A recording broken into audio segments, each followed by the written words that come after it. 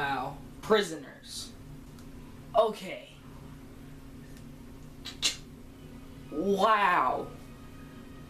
Wow, wow. Oh my, wow. Story first. Okay, the movie is about Hugh Jackman, his wife, and his daughter and his son go over to his friend's house, who's Terrence Howard, for Thanksgiving. And so they're eating Thanksgiving, having fun and everything. And then his daughter and Terrence Howard's daughter go over to back to their house because they live across the street, like down the street from each other, to do something. I'm not gonna tell you why. I'm just gonna do that. And then they get kidnapped. And this whole movie, they're trying to figure it out, how they did it, and who did it. I'm gonna tell you this. I have to listen to the past, but I love movies that could twist in the ends, that keeps you curious about the movies. This is probably my top one now. This and Seven and Sixth Sense. The acting. Hugh Jackman gives the best performance in his life. This and Les Miserables. It felt so real. When he was emotional, the audience felt emotional. There's a lot of people in this theater tonight. My dad loved this film. He says it's really good. He says if you tell this to somebody, you can't tell them the ending, because there is a good twist in this ending, this movie. It will leave you thinking. It'll make you want to watch it again just to figure everything out. Jake Gyllenhaal, I can't say his last name. Jake Gyllenhaal, the guy from Brokeback Mountain. Jake Gyllenhaal. He does a really good job as a cop. I've never seen him done a really good job as Brokeback Mountain and other stuff. But this, he does a really good job. And even everyone does a good job.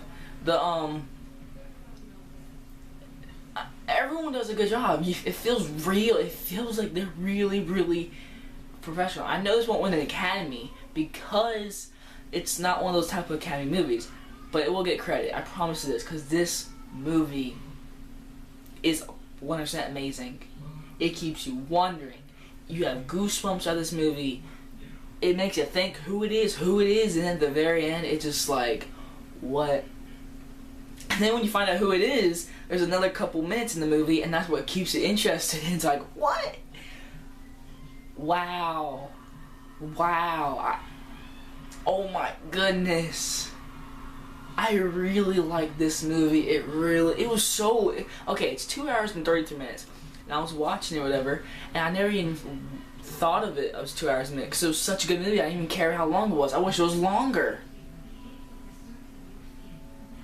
Great story. This is like the main thing is the story. The story really keeps you like wondering, thinking, the acting, the twist, the story. It's heavy and heavy and clues, and oh my gosh.